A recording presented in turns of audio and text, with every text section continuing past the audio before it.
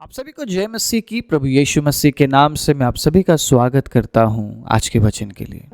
परमेश्वर के प्रिय लोगों, वचन जितना ही सुना जाए उतना कम है, क्योंकि वचन से ही आप परमेश्वर की इच्छा को जान पाते हैं। वचन से ही आप परमेश्वर की मर्जी को जान पाते हैं। वचन से ही आप परमेश्वर को करीब पाते हैं।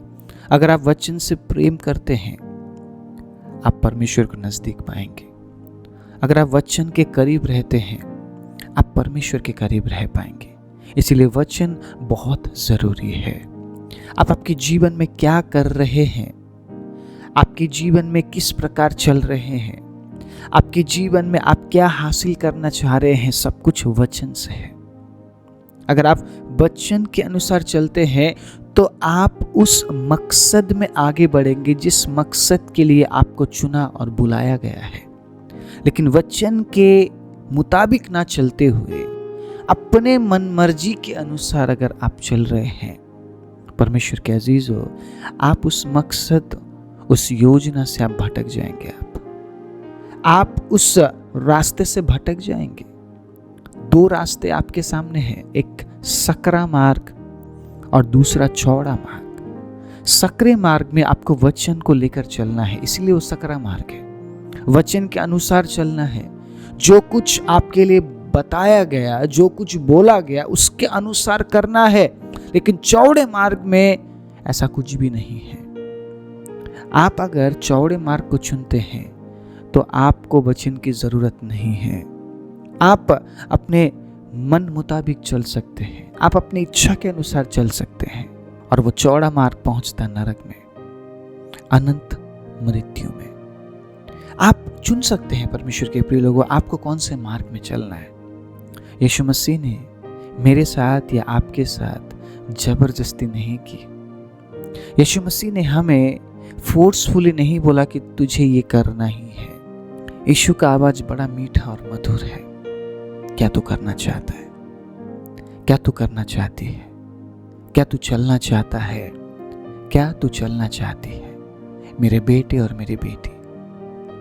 एक मीठा, एक मधुर आवाज हम तक पहुंचता है परमेश्वर के वचन के जरिए। उस आवाज को सुनने के बाद, समझने के बाद, कौन बोल रहा है, क्या बोल रहा है, फिर भी अगर हमने चौड़े मार्ग को चुना, ये हमारा मिस्टेक है, ये हमारा प्रॉब्लम है। ये परमेश्वर का मिस्टेक और परमेश्वर का प्रॉब्लम नहीं है। वचन हर दिन आपके बीच में लेकर आने का मकसद क्या है, मतलब क्या है, क्यों ये वचन आप तक पहुंचाया जा रहा है? सोचिए इस बात को, सोचिए इस बात को। परमेश्वर अपने दास, अपने लोगों को इस्तेमाल क्यों करते हैं परमेश्वर के वचन के लिए? क्योंकि वचन बहुत ज्यादा इंपॉर्टेंट है। वचन से ही आपका विश्वास जुड़ा हुआ है, आपका उद्धार वचन से ही जुड़ा हुआ है। जिस दिन आपने वचन सुनना बंद कर दिया, वचन मानना बंद कर दिया, वचन से प्रेम रखना बंद कर दिया, उस दिन आपका उद्धार वहीं रुक जाएगा। इसीलिए वचन बहुत ही ज्यादा महत्वपूर्ण है। हर दिन वचन सुनना, वचन शेयर करना मत भूलिएगा। और अगर आप सुनते और शेयर करते हैं, उसके अनुसार चलना भी बहुत जरूरी है। आज एक बार फिर से मैं आपको उत्साहित करना चाहता हूं आज के वचन के जरिए। आज मैं बात करना चाहता हूं एक ऐसे टॉपिक के बारे में जिसके बारे में हम बात तो करते हैं, चर्चा तो करते हैं, गीत तो हम गाते हैं, लेकिन क्या वाकई में वैसा जीवन हम जी रहे हैं? परमेश्वर का अजीजों, मैं आपको हर एक वचन से याद दिलाता हूं। अगर आप याद कर पाते हैं आपने प्रभु से क्या वायदा किया था, प्रभु का वचन आपके लिए क्या कहता है, आपका जिम्मेदारी बनता है कि उस बात को अपने जीवन में लागू करना। परमेश्वर अपने वचन से हमसे बात करते हैं, उसके बाद जिम्मेदारी हमारी है लागू करना या ना करना। एक बार फिर से आज के इस विचार से मैं आपको उत्साहित करना चाहता हूं, जिस विचार में आप सालों से जीते हुए आ रहे हैं, या जीते हुए आ रहे थे, या आपने सोचा था कि मैं वैसा करूंगा लेकिन आपने नहीं किया, या मैंने नहीं किया। उस विचार में अगले कुछ समय मैं बात करना चाहता हूं। अगर आप आज के पूरे वचन में आप बने रहते हैं मैं विश्वास करता हूं आप कुछ ना कुछ हासिल करके जाएंगे। आपका समय, जो समय आप प्रभु की उपस्थिति में बिताते हैं ना, और कहीं के 1000 दिन से उत्तम है, और कहीं के 1000 घंटे से उत्तम है, और कहीं के 1000 बातों से, 1000 आशीषों से उत्तम है जो समय आप प्रभु के वचन को सुनने के लिए देते हैं। मैं फिर से साफ और क्लियर करना चाहता हूं, मुझे सुनने के लिए नहीं। आप समझ रहे मेरी बात? मुझे सुनने के लिए जो आप समय दे रहे नहीं, जो समय आप प्रभु के वचन को सुनने के लिए दे रहे, मैं सिर्फ नाम मात्र एक इंसान हूं जो आप तक इस वचन को पहुंचा रहा हूं। मुझ में कुछ भी नहीं है। I am nothing. आप किसे सुन रहे हैं? आप परमेश्वर को सुन रहे हैं। इसीलिए जो कुछ आप सुन रहे हैं परमेश्वर के अजीजों, वो परमेश्वर से आपको मिल रहा है, मुझसे नहीं। इसलिए जो समय आप दे रहे हैं 1000 दिन से उत्तम है। आमीन। 1000 घंटों से उत्तम है। आज एक बार फिर से मैं आपको याद दिलाना चाहता हूं, आपने जो भी समर्पण प्रभु के उपस्थिति में किया, उस समर्पण के बारे में, क्या वाकई में आप एक समर्पित जीवन जी रहे हैं? क्या आप समर्पित विश्वासी जीवन जी रहे हैं? आपने बहुत कुछ प्रभु से बोला होगा, प्रभु मैं आपके लिए ये करूंगा, मैं आपके लिए ये करूंगा, मैं आपके लिए ऐसा करूंगा, मैं आपके लिए वैसा करूंगा। क्या वाकई में उन बातों को आपने पूरा किया? समर्पण का मतलब क्या है? एक समर्पित जीवन कैसा होना चाहिए? एक समर्पित जीवन कैसा होता है? एक समर्पित जीवन से परमेश्वर क्या चाहता है? परमेश्वर क्या चाहता है कि एक समर्पित व्यक्ति करे? आज मैं कुछ समय में आपके बीच में रखना चाहूंगा। मैं विश्वास करता हूं पवित्र आत्मा आज हमसे बात कर रहे हैं। मैं आपके लिए पढ़ना चाहता हूं 2 तीमुथियुस 2 अध्याय उसके 15 आयत को बड़े ध्यान से सुनिएगा। बहुत ही सुंदर वचन यहां पर लिखा हुआ है। अपने आप को परमेश्वर का ग्रहण योग्य और ऐसा काम करने वाला ठहराने का प्रयत्न कर जो लज्जित होने ना पाए और जो सत्य के वचन को ठीक रीति से काम में लाता हो। इस वचन को सुनते ही हमें याद आता है कि हमने जो भी काम किया है, क्या वाकई में वो लज्जा का कारण बना या सही तरीके से हमने उन कामों को निभाया है? आप समझ रहे हैं मैं क्या बोल रहा हूं? आपने आज तक जो भी काम किए हैं, क्या वाकई में वो काम ऐसा काम था जिस काम की वजह से आप लज्जित ना हुए हो, या जिस काम की वजह से प्रभु लज्जित ना हुआ हो, या जो काम आपको सही तरह से करना था आपने सही तरीके से किया उस काम को, या आपका काम लज्जा का कारण बना? हमें परमेश्वर ने लज्जा का कारण बनने के लिए नहीं चुना है। सुन लीजिए इस बात को। आप जो भी करते हैं उस काम के जरिए परमेश्वर की महिमा होनी चाहिए। आप समझ रहे हैं? आपका काम अगर आपको लज्जा दिला रहा है, इसका मतलब रुक जाइए, वो काम सही नहीं है। अगर आप लज्जित हो रहे हैं उन कामों की वजह से जो काम आप कर रहे हैं, इसका मतलब समर्पित जीवन नहीं है। समर्पित जीवन लज्जा के काम प्रकट नहीं करते हैं। समर्पित जीवन लज्जा का काम नहीं करते हैं, क्योंकि उन्हें पता है उन्होंने किस बात के लिए समर्पण किया है। उन्हें पता है उन्हें समर्पित जीवन जीना है। और अगर आप कमिटेड है आपके विश्वास को लेकर, अगर आप समर्पित है आपके विश्वास को लेकर, अगर आप समर्पित है आपके उद्धार के जीवन को लेकर, अगर आप समर्पित है आपके पवित्र जीवन को लेकर, अगर आप समर्पित है आपके शारीरिक जीवन को लेकर, परमेश्वर के अजीज हो, आप जानते हैं आपको क्या करना पड़ेगा। अगर आप लज्जा के काम कर रहे हैं या मैं लज्जा का काम कर रहा हूं, इसका मतलब हम समर्पित नहीं हैं। हमने जो समर्पण किया हम भूल चुके हैं। हमने क्या समर्पण किया था, हमने कैसे समर्पण किया था, हमने क्या परमेश्वर से वायदा किया था, हम भूल चुके हैं। एक बात मैं आपको याद दिलाऊं, आपके वायदे शायद आप भूल गए होंगे, आपने क्या क्या प्रभु से बोला था, लेकिन परमेश्वर नहीं भूला है। अपने सालों पहले कुछ प्रभु से कहा था, वो आज भी याद करता है। कई बार मैंने प्रभु से वायदा किया, कई बार, बहुत साल पहले की बात है, कि प्रभु मैं ऐसा करूँगा, आप मेरी सहायता कीजिए प्रभु, मैं ऐसा करूँगा। मैं सच बोल रहा हूँ, प्रभु की उपस्थिति में बोल रहा हूँ। कुछ साल बाद मैं भूल गया और मैंने वो काम करना छोड़ दिया। एक दिन मैं प्रार्थना में बैठा हुआ था, पवित्र आत्मा की उपस्थिति वहां पर थी। परमेश्वर ने मुझे याद दिलाया, तूने वायदा किया था ना, क्या हुआ उस वायदे का? तूने कुछ समय उस काम को किया, लेकिन उस काम को तूने अधूरा छोड़ दिया। मैं उस दिन हैरान हो गया, प्रभु ये तो मैंने काफी साल पहले, मुझे याद आ गया, मैंने काफी साल पहले आपसे कहा था प्रभु। परमेश्वर ने मुझे याद दिलाया, उस काम को पूरा कर, उस वायदे को पूरा कर। उस दिन मैं समझ गया, मैं कुछ भी अगर प्रभु से कहूं, मुझे वो काम पूरा करना पड़ेगा। परमेश्वर ने मुझे याद दिलाया, समर्पित जीवन अपने वायदे पूरे करते हैं, अपने काम को वो जानते हैं, उन्होंने क्या बोला है उस वचन, उस शब्द को वो पूरा करते हैं। आप परमेश्वर के साथ खिलवाड़ नहीं कर सकते हैं, मैं परमेश्वर के साथ खिलवाड़ नहीं कर सकता हूं। वो सर्वज्ञानी, वो सर्वबुद्धिमान, वो सर्वशक्तिमान परमेश्वर है। हम ये नहीं सोच सकते हैं हमने प्रभु से बोल दिया, उसके बाद शायद प्रभु भी भूल गया होगा, मैं भी भूल गया, प्रभु भी भूल गया। ये मिस्टेक हमें नहीं करना है। परमेश्वर ने उस दिन मुझे ये नहीं बोला, मेरे बेटे मैं तुझे खत्म कर दूंगा, तूने तो बहुत गलत काम किया, तूने तो वायदा करके पूरा नहीं किया, तू भूल गया उस बात को, अब मैं तुझे जिंदा नहीं रखूंगा, अब मैं तेरा ये कर दूंगा, वो कर दूंगा।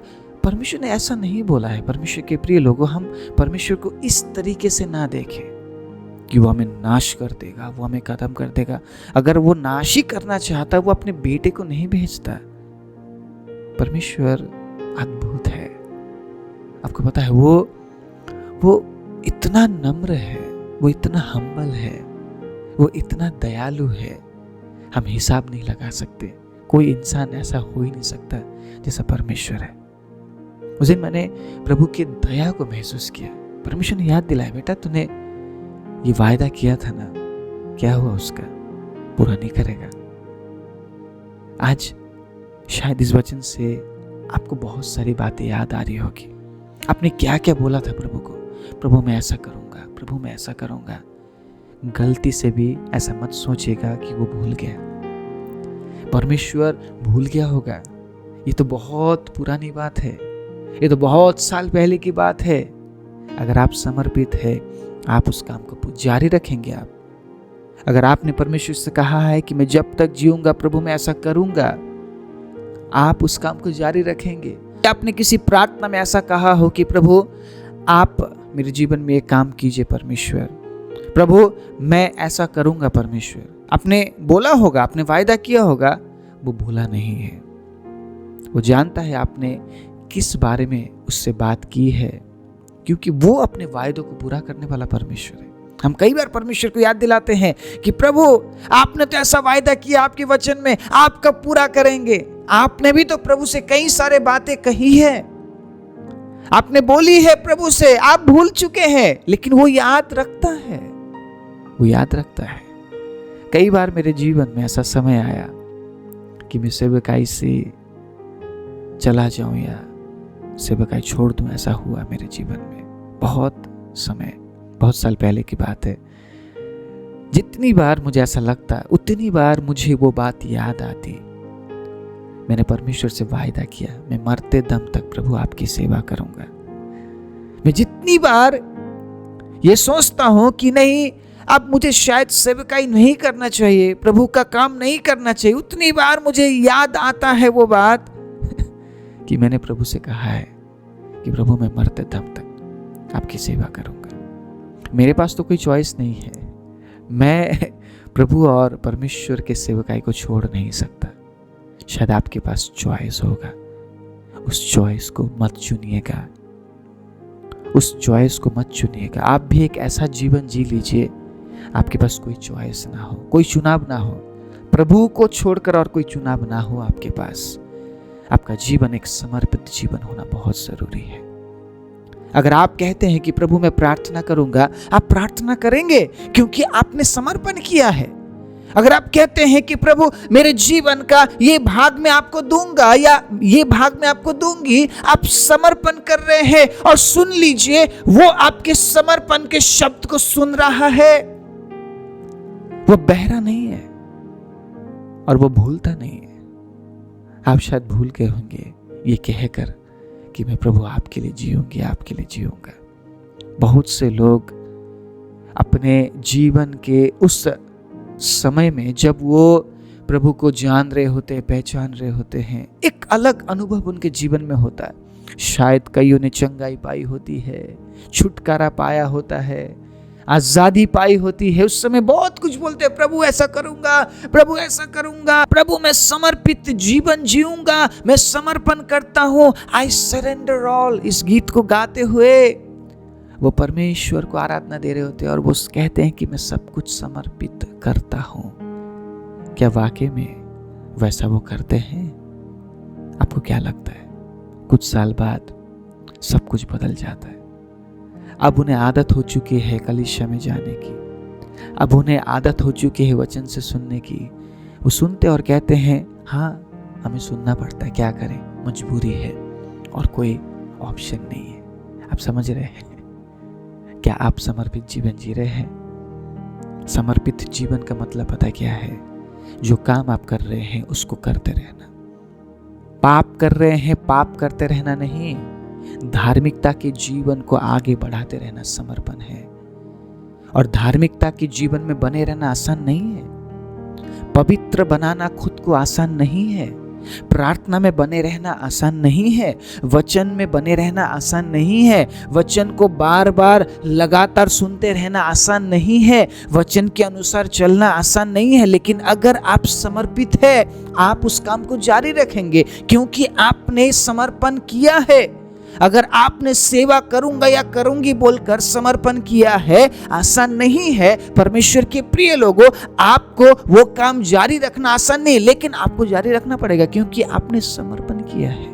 परमेश्वर भी आपके जीवन से यही देखना चाहता है, क्या आप वाकई में उस काम को बराबर कर रहे हैं या नहीं। कई बार परमेश्वर हमारे विश्वास की जांच करता है और उस जांच में भी वो यही देखता है कि वाकई में मेरा बेटा और मेरी बेटी समर्पित है। आपने कह दिया प्रभु मैं प्रार्थना करूंगा या करूंगी, आप कितने दिन उस काम को जारी रखते हैं? अगर आप समर्पित है आपके समय को लेकर, आप उस काम में होंगे चाहे कुछ भी हो जाए, चाहे कुछ भी हो जाए। इफ यू आर कमिटेड, अगर आप समर्पित है, आप उस काम को करेंगे। अगर आपने कहा है कि प्रभु मैं उपवास रखूंगा या रखूंगी, मैं आपके सम्मुख आकर मैं समय बिताऊंगा या समय बिताऊंगी, आप कमिटेड हैं उस बात के लिए, आप समर्पित हैं उस बात के लिए, तो आप उस काम को पूरा करेंगे। आप उस काम को लगातार करेंगे। आप ये नहीं देखेंगे कि इतना समय हो गया या इतना साल हो गया। आप कमिटेड है, आप समर्पित है उस बात के लिए, तो आप साल या दिन या महीने नहीं देखने वाले हैं। आप ये नहीं देखने वाले हैं कि मैं 40 साल से विश्वास कर रहा हूं या 30 साल से विश्वास कर रहा हूं, इससे कोई फर्क नहीं पड़ता। अगर आप कमिटेड है, अगर आप समर्पित है, आप उस काम को तब तक जारी रखेंगे जब तक आप जिंदा है, जब तक आप कर सकते हैं। हालेलुया। क्या आप समर्पित है? क्या आप समर्पित जीवन जी रहे हैं?